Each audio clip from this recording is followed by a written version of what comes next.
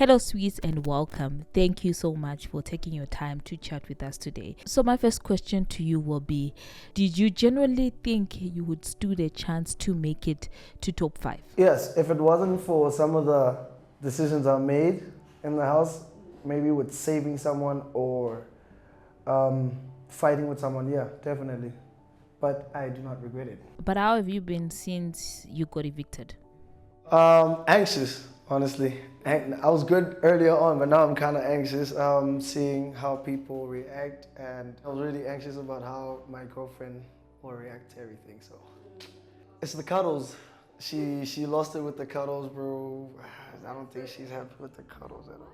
Okay, were you attracted to Philile? Because there's some of the things that we saw on our screens, you and Philile, and talking about her washing your clothes and doing things for you, taking care of you. I mean, those are also great benefits of everything. But P is cool, bro. Yeah. Like, if you actually speak to P, you realize, yeah, she's really nice. So she's really funny. And I think that's what got me into a whole lot of shit in the house, bro. It's like, I like sitting with people I can speak to. Yeah. Especially understanding that we both from KZN, and it's like, oh my God. It wasn't really romantic, or it didn't have the chance to fully get there. Yeah. Like, I will say that having someone who was purely genuine with you and who has a nurturing spirit, would want to look after you and want to make sure that you're good or whatever. I liked it. Like it made me feel some type of, I'm at my home, you know, like I'm cool with you. I can talk to you, bro. Even when I'm mad, she'd be like, I don't like seeing you upset. You need to calm down. And in the same breath, I will say, how it looks, it's like, oh, there's something going on here, you know, like something going on. Because it's a conversation we've had, and I've made it clear that I don't want to leave my girlfriend. Yeah. And I don't want her to leave me. So yesterday you told Uyanda to stand up, but didn't you hear that they had saved him? Oh, when they sound like stand up. Yeah, because I didn't hear them say he must sit. So I was like, oh shit, okay, my bad. What was really going on through your mind? I was in my head. I was just, when BK left, I was just thinking about who the fuck am I going to sit with now? Like, there was a lot that was going on because Nathan's now with JoJo, and I was like, I really don't want to start a fake conversation with other guys here. It's like, nah. Why did you choose to evict Ashley? What was the reasoning behind that decision? You know, honestly, I didn't want to make that decision because I felt like it was unfair. I felt like there was so much placed on me alone, and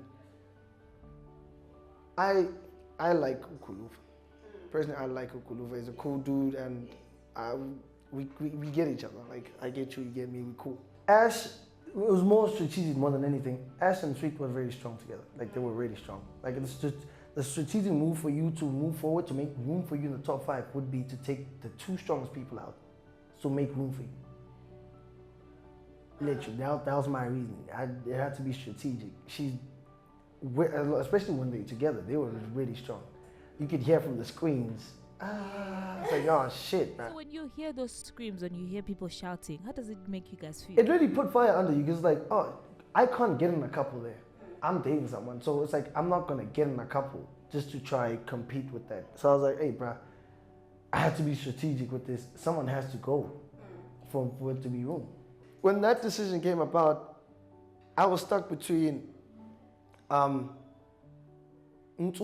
who I was getting along with very well, and Ash, who I didn't really have like a solid relationship, but who was also a really strong competitor, you know? And at that precise moment, it had to come down to like strategy.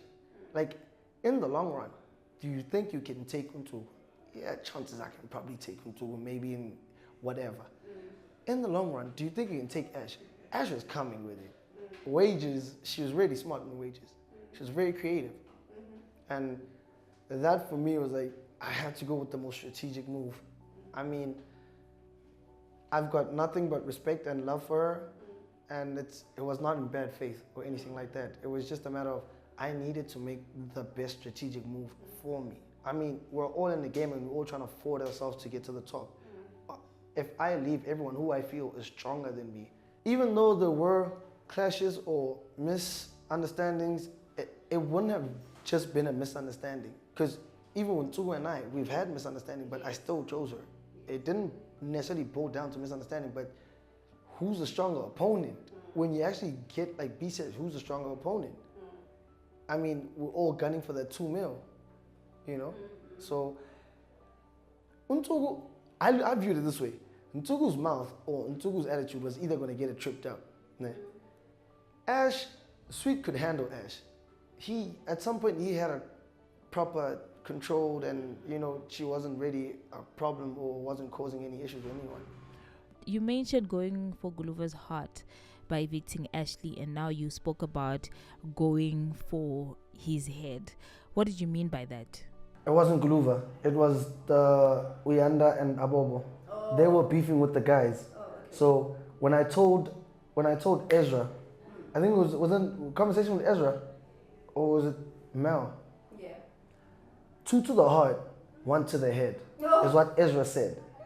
So I wanted to repay for my boy, and unfortunately I couldn't get him out, but you know, he didn't win nothing while I was there until this week, bro. So we're good. We're good.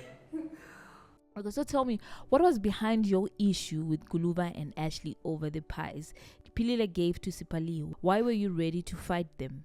So I hate this thing in the South that happens when you do something, it's a big issue. Yeah. But when other people do it and you call it out, it's like, oh no, but it's not such a big deal. Yeah. You know, so many times where we've come back from the parties and people are told not to take pies, and people were just taking pies these days. And when I did it, I think the previous week or Thursday, everyone was on my ass about it. So I'm like, okay, I'll return the favor. What really went down between you and KB? KB kept grabbing my dick. Yeah, she kept grabbing my dick. So KB tried to put me in like a rebound situation with Savage and everything, right? I fought with everyone. And I don't know, maybe I didn't say no hard enough, or I was just maybe too nonchalant at some point, but it got a point in time when she got lit and we both got lit and she got on top of me and, you know, we kind of made out. The flirting and the play touching, what it was really cool. And then it got to a point where she came on way too aggressive, where I remember there was a time where I had to switch beds and I tried to move closer to Ty and P as barriers. She done moved right next to it, and I was just like, okay. I was just a flirt, bro, because I was flirting with everyone else in the house. Yeah. And I get it's my fault. I'll take accountability for that. That if I flirt with someone, I don't know how they receive it and how they're gonna react from it, you know. But if I'm not asking you out to be my girlfriend, if I'm not trying to be having sexual intercourse with you, don't be grabbing certain parts of me, you know? Like. So, were your parts grabbed when you guys were making out? No, you see that part? That part, it was just like a makeout session. I don't wanna lie, we made out and then slept. But when the transition from this bed to that bed, she was way too aggressive. Like, you'd feel tugs at night. You're like, when you put them. Yeah, it's like, don't grab my. Was your hatred towards Uyanda influenced by the Bandana Boys? Nah.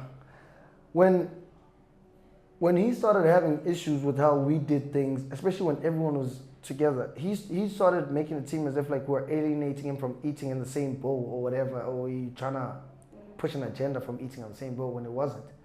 And that ticked me off. We have to come in that house. We had to compromise almost everything based on someone's assumption or misunderstanding. Now everything has to change. It's like, oh, dude, I'm sick of it. And I wasn't having it that day. He was so good at playing victim, bro.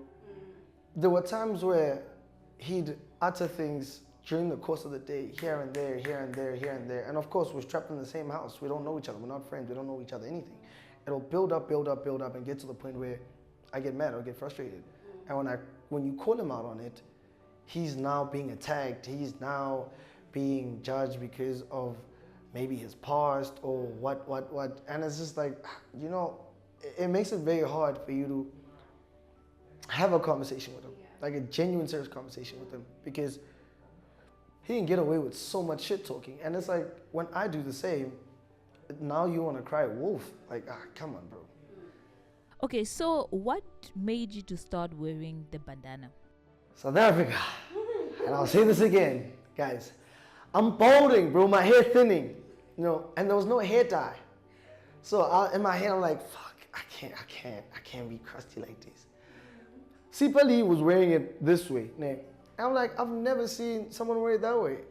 And I genuinely liked it. So I'm like, oh, dude, hook me up, bandana me. So bandanaed everything. And it was, for me, it was just purely just to cover the top of my head. Yes. And it became easier to incorporate in some of the clothing as well. It's like, okay, I can cover my head while incorporating clothing. That's cool, I'll rock. But as soon as we were given hair dye and clippers, I was off the banana. Was your friendship with Nate genuine, or was it because of your connection with Tyrone? I was cool with Nate. The thing in the end that I didn't like is her having a superiority complex where she always had to be right in every situation and you couldn't get anything off, and I didn't like that. One last question before I ask you about your future plans, right? I really want to know what really happens when you guys drink that grandeur, when you drink that Chiller's Punch. Everything in the house just turns upside down. It is heaven, bro. Chiller's Punch, I'm telling you right now, Chiller's Punch and grandeur is, oh my God, it's amazing. It gets you nice, bro. Like, it gets you nice. I mean, it also depends on if you know how much liquor your body can take, and you know how you get when you're angry, when you on substances. Okay, the last questions. What are your future plans? To be a rock star. Damn right. Okay, I like that. Yeah.